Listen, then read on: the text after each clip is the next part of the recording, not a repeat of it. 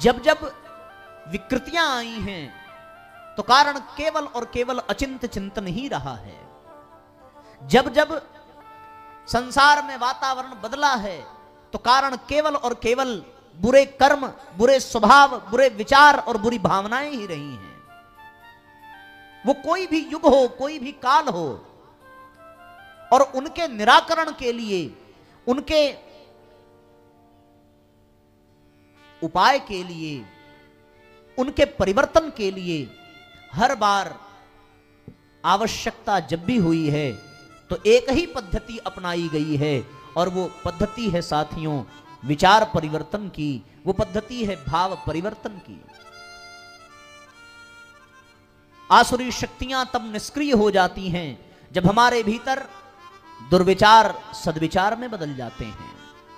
आसुरी शक्तियां तब निष्क्रिय बन जाती हैं जब हमारे द्वारा होने वाले दुष्कर्म सत्कर्म के रूप में परिवर्तित हो जाते हैं।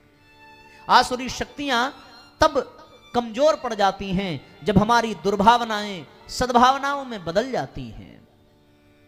ये सत्कर्म, ये सद्भाव, ये सद्विचार, इनकी स्थापना के लिए, इनको और भी अधिक मजबूत बनाने के लिए, जन जन के भीतर स्थापित करने के लिए परम पूज्य गुरुदेव ने एक बड़ा दैवीय अभियान प्रारंभ किया।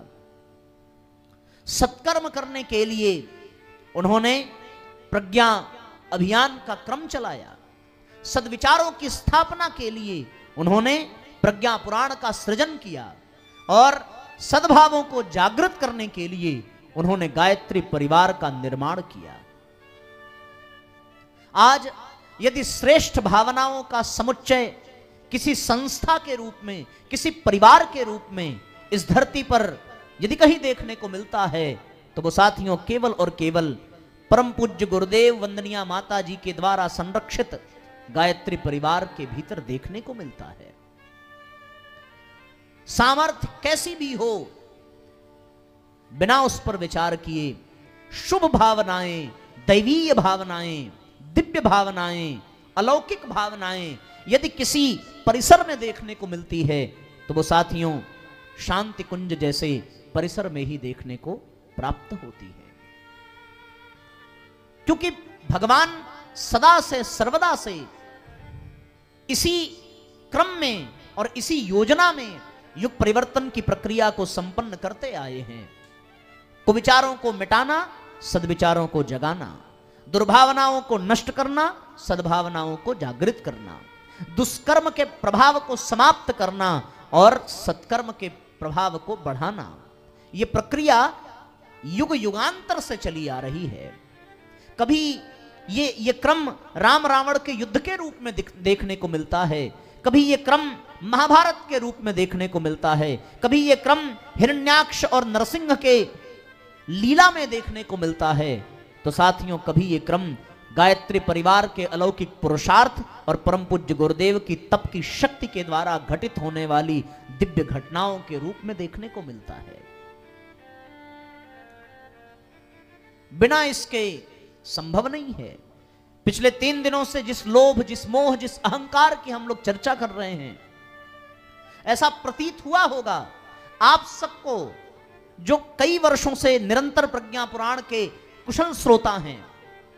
आपको यह प्रतीत हुआ होगा, और भैया ने जैसा भी संकेत किया कि ये कहां से बातें आ रही हैं, ये प्रज्ञा पुराण में है कि नहीं है, तो मैं आपको उंगली पकड़ करके दिखा सकता हूं कि पिछले 3 दिन की जितनी भी कथा हुई है वो पावन प्रज्ञा पुराण के प्रथम खंड के 5वें अध्याय से हुई है।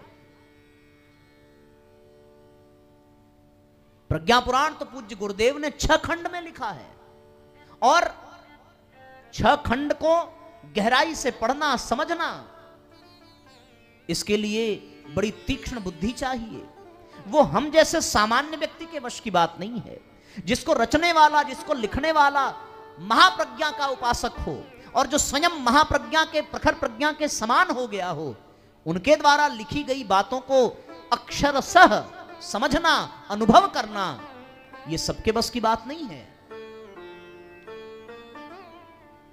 तो साथियों, जिस लोभ, जिस मोह, जिस अहंकार की हम लोग चर्चा कर रहे थे, हर युग में यही कुप्रवृत्तियां कारण बनी हैं वातावरण को दूषित करने में, वातावरण को प्रदूषित करने में।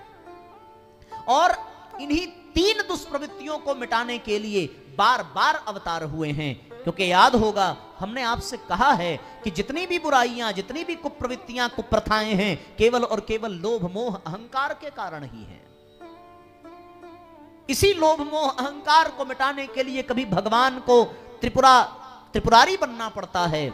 इसी लोभ मोह अहंकार रूपी रावण कुंभकर्ण मेघनाथ को मिटाने के लिए कभी उस परमात्मा को राम बनना पड़ता है। इसी लोभ मोह अहंकार रूपी कंस दुर्योधन दुशासन को मिटाने के लिए कभी उस परमात्मा को कृष्ण बनना पड़ता है। और साथियों, जन जन में विद्यमान इसी लोभ मोह अहंकार की विकार भावनाओं को मिटाने के लिए उसी परमात्मा को परम पूज्य गुरुदेव के रूप में आना पड़ता है।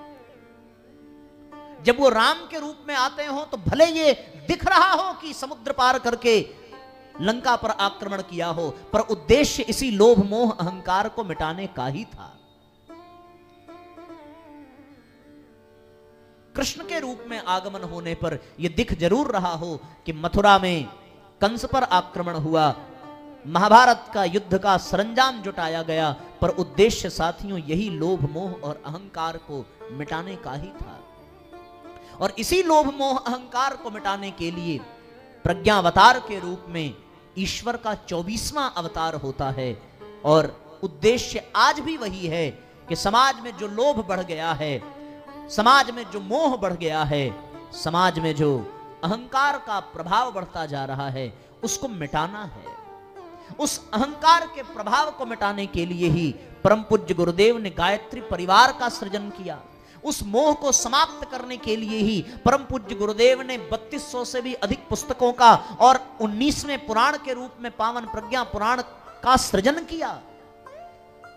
उसी लोभ को मिटाने के लिए परम पूज्य गुरुदेव ने समयदान, अंशदान, जीवनदान, योगदान, वानप्रस्थ आदि की परंपराओं का शुभारंभ किया।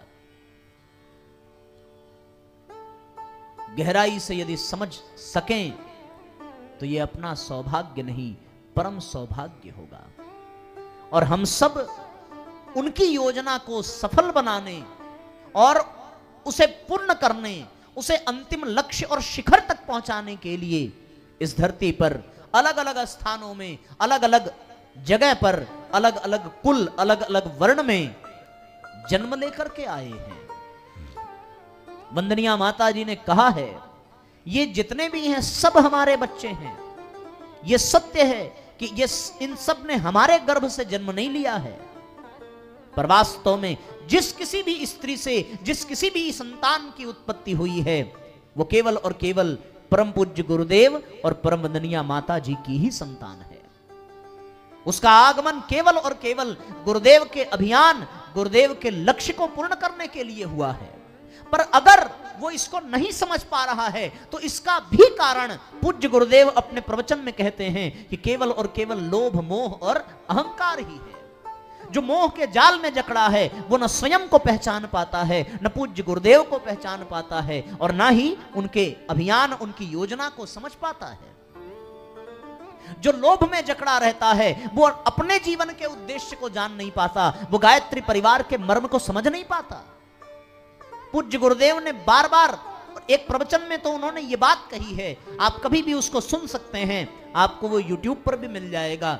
गुरुदेव कहते हैं कि संसार में जितने भी लोग हैं ये सब बड़े चालाक हैं, और ये चालाक अपनी चालाकी का प्रयोग केवल और केवल संसार को लूटने में करते हैं। और जब संसार को लूट कर थक जाते हैं तो मेरे पास आकर मुझे भी लूटने का प्रयास करते हैं। इन नालायकों को यह पता नहीं है कि मेरा यहां आगमन किस लिए हुआ है, किस उद्देश्य से हुआ है, यह जानकारी नहीं है इनको। ऐसा गुरुजी ने अपने प्रवचन में कहा है। शांति कुंज के ऊपर के कक्ष में बैठ करके वहां जब 15-20 उनके बहुत निकटतम शिष्य थे, उन 15-20 शिष्यों में से एक ने बड़ी हिम्मत के साथ प्रश्न किया कि गुरुदेव ये कोई समझ नहीं पाता कि आपका आगमन क्यों हुआ है, तो कृपा करके बताइए कि आपका आगमन क्यों हुआ है। और जब ये प्रश्न उस व्यक्ति ने पूछा है तब परम पूज्य गुरुदेव बहुत गंभीरता के साथ न चाहते हुए भी ये कह देते हैं कि बेटा मैं इस दुनिया में आया हूं इस दुनिया के भविष्य और भाग्य को बदलने के लिए। भविष्य और भाग्य को बदलने का काम ईश्वर के सिवा कौन कर सकता है? वो ईश्वरीय सत्ता आती है, उद्देश्य यही है लोभ मोह अहंकार को मिटाना और उसके लिए ज्ञान योग कर्म योग और भक्ति योग को जागृत करना, उसके मर्म को समझाना। भक्ति योग का लक्ष्य है सद्भाव को उभारना, ज्ञान योग का लक्ष्य है सद्ज्ञान को जागृत करना और कर्म योग का लक्ष्य है सत्कर्म को स्थापित करना, सत्कर्म को उभारना, प्रकट करना। सत्कर्म से ही लोभ मिटेगा, सद्ज्ञान से ही मोह मिटेगा और साथियों सद्भाव से ही अहंकार मिटेगा। इसलिए पूज्य गुरुदेव ने अहंकार को मिटाने के लिए, सद्भाव को बढ़ाने के लिए गायत्री परिवार का सृजन करते हैं। इसलिए गुरुदेव और माताजी सद्ज्ञान को जगाने के लिए, मोह को मिटाने के लिए 3200 से भी अधिक साहित्य, अखंड ज्योति की मासिक, युग निर्माण योजना की मासिक पत्रिका, पाक्षिक और पावन प्रज्ञा पुराण जैसे सदग्रंथ, गायत्री महाविज्ञान जैसे सदग्रंथ को लिपिबद्ध करते हैं, उनकी रचना करते हैं। उसी प्रकार गुरुदेव और माताजी इस संसार से लोभ को मिटाने के लिए, सत्कर्म को प्रकट करने के लिए प्रज्ञा अभियान को जन्म देते हैं, सप्त आंदोलनों को जन्म देते हैं। नारी जागरण, कुरीति उन्मूलन, पर्यावरण संरक्षण, युवा जोड़ो अभियान, नारी सशक्तिकरण आदि ये शब्द, युग परिवर्तन, हम बदलेंगे युग बदलेगा, विचार क्रांति अभियान, युग निर्माण योजना, ये सब दिव्य शब्द जो इस धरा के शब्द नहीं हैं, ये अंतरिक्ष से इन शब्दों का अवतरण हुआ है। इसके भाव, इसके लक्ष्य, इसके उद्देश्य अवतरित हुए हैं। इसको समझ पाने के लिए अपने भीतर के मोह, अपने भीतर के अज्ञान, अपने भीतर के अहंकार, अपने भीतर के लोभ को मिटाने की आवश्यकता है। तब इस मर्म को जाना जा सकता है, तब इस मर्म को समझा जा सकता है।